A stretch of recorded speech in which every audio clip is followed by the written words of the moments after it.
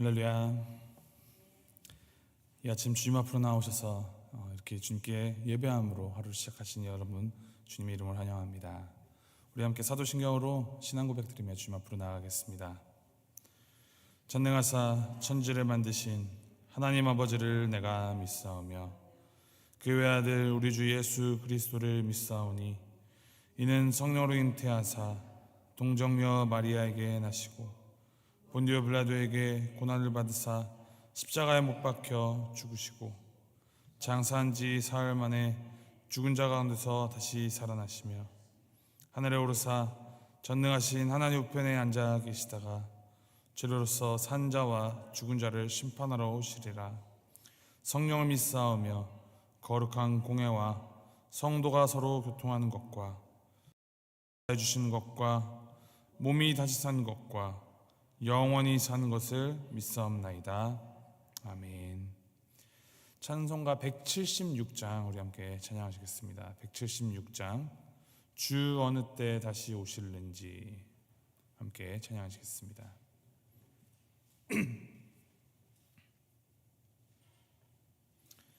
찬송가 176장 함께 찬양하시겠습니다. 주 어느 때 다시 오실는지 아는 이가 없으니 등 밝히고 너는 깨어 있어 주를 반겨 맞으라. 주 안에서 우리 몸과 마음이 깨끗하게 되어서 주 예수님 다시 오실 때에 모두 기쁨으로 맞으라. 주 오늘에 다시 오신다면 부끄러움 없을까? 잘하였다 주님 칭찬하며 우리 맞아주실까? 주 안에서 우리 몸과 마음이 깨끗하게 되어서 주 예수님 다시 오실 때에 모두 기쁨으로 맞으라. 주 예수님 맡겨주신 일에 모두 충성 다했나? 잘하였다 내 확신 넘칠 때에 영원한 식 얻겠네. 주 안에서 우리 몸과 마음이 깨끗하게 되어서 주 예수님 다시 오실 때에 모두 기쁨으로 맞으라. 주 예수님 언제 오실는지 한밤에나 낮에나 늘 깨어서 주님 맞는 성도 주의 영광 보겠네. 주 안에서 우리 몸과 마음이 깨끗하게 되어서 주 예수님 다시 오실 때에 모두 기쁨으로 맞으라. 아멘. 하나님의 말씀 함께 봅니다. 하나님의 말씀 요한계시록 1장 1절부터 8절까지 말씀입니다. 요한계시록 1장 1절에서부터 8절까지 말씀 우리 함께 한 목소리로 합독하시도록 하겠습니다. 요한계시록 1장 1절부터 8절까지 말씀 우리 함께 읽겠습니다. 시작. 예수 그리스도의 계시라. 이는 하나님이 그에게 주사 반드시 속히 일어날 일들을 그 종들에게 보이시려고 그의 천사를 그 종 요한에게 보내어 알게 하신 것이라. 요한은 하나님의 말씀과 예수 그리스도의 증거 곧 자기가 본 것을 다 증언하였느니라. 이 예언의 말씀을 읽는 자와 듣는 자와 그 가운데 기록한 것을 지키는 자는 복이 있나니 때가 가까움이라. 요한은 아시아에 있는 7 교회에 편지하노니 이제도 계시고 전에도 계셨고 장차 오실 이와 그의 보좌 앞에 있는 7 영과 또 충성된 증인으로 죽은 자들 가운데에서 먼저 나시고 땅의 임금들의 머리가 되신 예수 그리스도로 말미암아 은혜와 평강이 너희에게 있기를 원하노라. 우리를 사랑하사 그의 피로 우리 죄에서 우리를 해방하시고 그의 아버지 하나님을 위하여 우리를 나라와 제사장으로 삼으신 그에게 영광과 능력이 세세토록 있기를 원하노라. 아멘. 볼지어다 그가 구름을 타고 오시리라. 각 사람의 눈이 그를 보겠고 그를 찌른 자들도 볼 것이요 땅에 있는 모든 족속이 그로 말미암아 애곡하리니 그러하리라. 아멘. 주 하나님이 이르시되 나는 알파와 오메가라. 이제도 있고 전에도 있었고 장차 올 자요 전능한 자라 하시더라. 아멘. 오늘부터 요한계시록을 우리가 함께 묵상합니다. 이 요한계시록을 읽으려는 사람들은 처음에 이제 대체로 막막하다라는 느낌이 듭니다. 읽어 내려가다 보면은 이게 도대체 무슨 말인지 모르겠다라고 할 만한 부분이 많을 뿐만이 아니라 이 계시록 외에 다른 성경을 읽을 때는 겪지 않는 그런 이질감을 느끼기 때문입니다.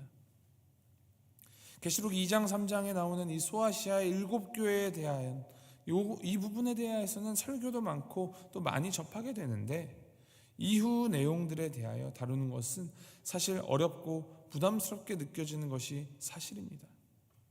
왜 이렇게 어렵게 느껴질까요? 그것은 이 묵시라는 장르가 우리에게 낯설기 때문입니다. 이 묵시는 비밀스러운 상징과 비유가 많다라는 특징을 가지고 있습니다. 그래서 이러한 상징과 비유의 의미를 정확하게 파악하기가 쉽지가 않습니다.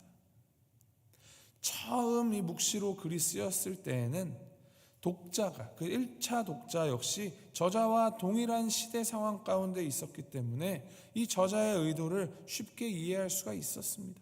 그런데 시간이 지나고 또 상황이 달라지면서 그래서 사용된 이 상징적인 표현들이 어떤 대상을 가리키고 있는지 독자들이 잘 알 수가 없게 되었습니다. 그래서 이 묵시 장르는 그 시기와 상황을 모르면 잘 이해가 되지 않습니다. 그렇기 때문에 이 계시록에 쓰인 몇 가지 상징적인 표현을 당시 상황에 따라 잘 정리하면은 이 묵시 형식으로 쓰인 책 요한계시록을 그렇게 어렵지 않게 이해할 수가 있습니다. 하늘의 신비한 비밀을 담고 있어서 특별한 사람들만 풀 수 있는 책이 아니라 생소한 장르로 기록되기는 하였지만 적절한 도움만 있다면 아주 명확하고 은혜가 가득한 책이 요한계시록입니다. 이 요한계시록의 기록 목적은 너무나도 분명합니다. 하나님의 능력 그리고 하나님 또 선의 궁극적인 승리가 그 기록 목적입니다. 주제입니다.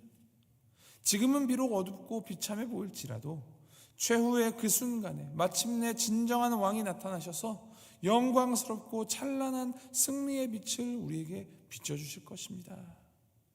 종말의 시대에 악이 선을 삼키는 것처럼 보일지라도 결국에는 이 어둠이 빛으로 변합니다. 그리고 진정한 왕이 오십니다. 마침내 선이 악을 이기고 우리에게 찬란한 영광의 빛을 비출 것입니다. 이 땅 가운데 종말이 반드시 올 것이고 이 종말이 와야만 새 하늘과 새 땅이 열린다라는 것입니다. 그리고 그 새 나라에는 예수 그리스도를 구주로 영접한 자들만이 들어가서 영원한 새로운 역사가 시작된다라는 것입니다. 이러한 맥락에서 예수님을 믿는 우리들에게 이 종말이라는 것은 단순히 이 세계의 마지막 끝이 아니라 이 영원을 기다리는 기다림의 시간이고, 단순히 죽음에서 건져진다, 거기서 끝나는 것이 아니라 주님과 함께하는 새로운 역사에 동참하게 된다라는 기쁨의 시간이 될 수 있는 것입니다. 오늘 우리가 함께 읽은 본문 1장 1절부터 8절 말씀은 요한계시록의 이 서문에 해당합니다. 누가 요한계시록을 썼는지, 이 편지의 수신자와 기록 목적 등이 이제 이 8절까지 말씀에 아주 명확하게 담겨 있습니다. 그중 가장 중요한 대목이 글의 첫머리에 시작됩니다. 예수 그리스도의 계시라. 예수 그리스도 외에 그 누구라도 이 계시를 소유할 수가 없습니다. 그리고 이 계시는 하나님께서, 예수님께서 주신 것입니다. 주님께서는 이 계시를 우리에게 보이시기를 원하셨고 사도 요한을 기자로 택하여서 이것을 알리시기로 작정하셨다라는 것입니다. 왜 이런 기록 과정을 다 이렇게 설명을 하고 있을까요? 쉽게 이해하자면 제발 이 책을 읽어라라는 당부가 담겨 있는 것입니다.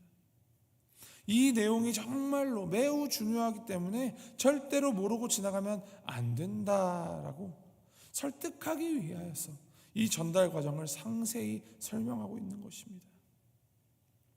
3절 말씀에 기록합니다. 이 예언의 말씀을 읽는 자와 듣는 자와 그 가운데 기록한 것을 지키는 자는 복이 있나니 때가 가까움이라. 이 계시를 읽는 자, 듣는 자, 그리고 그 가운데 기록된 것을 지키는 자는 하나님의 복이 있을 것이라 라고 합니다. 그리고 때가 이미 가까웠다라고 말합니다. 요한계시록 가운데 이 복에 대한 언급이 총 7번 등장합니다. 그중 첫 번째가 오늘 3절에 기록되어 있습니다. 하나님의 복을 받는 3가지 행동, 읽고 듣고 또 마음에 새겨 지키는 것. 이 3가지 중 하나만 하면 복을 받는다가 아니라 이 3가지가 마치 세트 메뉴처럼, 콤보처럼 함께 가야 하는 것입니다. 말씀으로 말씀하시는 하나님의 말씀에 귀 기울이면서 날마다 삶 속에서 말씀을 되뇌이고 읊조리고 지키며 살아가는 복된 인생, 그 인생이 우리 모두의 인생이 되기를 바랍니다. 4절부터 8절을 보면은 이 편지의 1차 수신자가 아시아에 있는 7교회다라는 것을 밝힙니다. 이 성경에서 7, 숫자 7이라는 이 숫자는 온전한 수, 완전수를 뜻합니다. 이러한 의미를 염두에 두고 7교회라는 것을 바라볼 때 이 7교회는 2가지 중의적인 표현이다라는 것을 우리가 기억해야 합니다. 첫째로는 실제로 그 지금으로서는 튀르키예 지역에 있는 그곳에 실제하였던 7개의 교회들, 그리고 2번째로는 모든 교회, 완전한 모든 교회, 모든 시대와 지역을 총망라하여서 말하는 모든 교회에게 보내는 편지다라는 의미입니다. 그러니 우리도 그 수신자에 포함이 되어 있다는 것이죠. 그러면서 인사말을 전하는데 아주 특별하고 독특한 인사말을 남깁니다. 4절부터 6절 말씀에 삼위일체 하나님을 각 위격으로 표현을 합니다. 이제도 계시고 전에도 계셨고 장차 오실리, 이것은 성부 하나님을 말합니다. 모든 역사의 주관자로서의 성부 하나님을 소개하고 있습니다. 뒤이어서 성령 하나님이 그 보좌 앞에 있는 7영으로 표현이 됩니다. 아까 말씀드렸다시피 7, 7은 완전을 의미하는 숫자입니다. 그래서 7영은 완전하신 성령 하나님의 이 별명입니다. 폭풍 속에서도 결코 꺼지지 않는 성령의 능력입니다. 그리고 마지막 성자 예수님에 관한 표현은 또 충성된 증인으로 죽은 자들 가운데서 먼저 나시고 땅의 임금들의 머리가 되신 예수 그리스도라고 표현을 합니다. 삼위 하나님, 이 삼위일체 하나님은 전에도 계셨고 지금도 계시며 영원히 계시는 알파와 오메가이신 하나님이시다 합니다. 그러한 위대하신 하나님께서 우리를 사랑하시고 또 자기의 피 흘리심으로 말미암아 우리를 죄에서 해방시켜 주셨습니다. 우리의 힘으로 도저히 어찌할 방법이 없었기 때문에 주님께서 대신 피 흘려 죽으실 수밖에 없었습니다. 우리는 비록 이 죄의 비참한 가운데 빠진 연약한 인간들이지만 신랑 되신 예수님께서 지금도 또 이전에도 지금도 앞으로도 우리와 함께 하십니다. 부활의 첫 열매 되신 그분이 우리의 왕이 되셔서 찬란한 부활의 영광으로 함께 인도하여 주실 것입니다. 그분이 우리와 함께 하시기 때문에 우리가 안위를 얻습니다. 평안을 얻습니다. 우리를 사랑하시는 그 하나님께서 우리의 죄를 대속하시고 우리를 나라와 제사장으로 삼으사 영원토록 우리의 곁에서 지켜주신다 합니다. 그래서 이것을 믿음으로 받되 우리는 두려움에 빠질 이유가 없이 우리를 사랑하시되 끝까지 사랑하시는 그 주님의 사랑을 떠올리며 증인으로 살아가도록 노력할 수 있다는 것입니다. 이것을 사도 요한은 요한계시록에 담아내고 있습니다. 당시 시대적 상황을 볼 때 로마 제국으로부터의 아주 심한 박해와 핍박 가운데에서 믿음을 포기하고 싶어지는 지경에 이르던 그 초대교회 당시 신자들에게 또 오늘을 살아가는 우리들에게 전능하시고 영원하신 하나님, 마지막엔 결국에는 승리하실 하나님을 믿고 바라보고 따르며 그러한 하나님의 백성으로서의 정체성을 지키며 살아가라는 당부의 말, 권면의 말이 바로 요한계시록입니다. 우리가 살아갈 때 그리스도인으로서라는 이 정체성이 너무나도 중요합니다. 사도 바울이 로마서 1장에 고백을 합니다. 내가 복음을 부끄러워하지 아니하노니 이 복음은 모든 믿는 자에게 구원을 주시는 하나님의 능력이 됨이라. 이것이 오늘의 우리의 정체성이 되어야겠습니다. 우리는 교회에서는 물론이거니와 세상 가운데에서도 그리스도인으로 살아가야 합니다. 우리가 있는 모든 곳에서, 교회에서, 가정에서, 일터에서, 또 세상에서 우리는 그리스도인으로서 선한 영향을 끼치며 살아가야 합니다. 세상이 우리를 보며 그리스도인이 누구인지를, 복음이 무엇인지를, 주님을 따르는 자의 삶의 모습이 어떠한지를 경험하고 또 그래서 나도 주님을 따르겠습니다라는 고백이 세상으로부터 나올 수 있게 해야 합니다.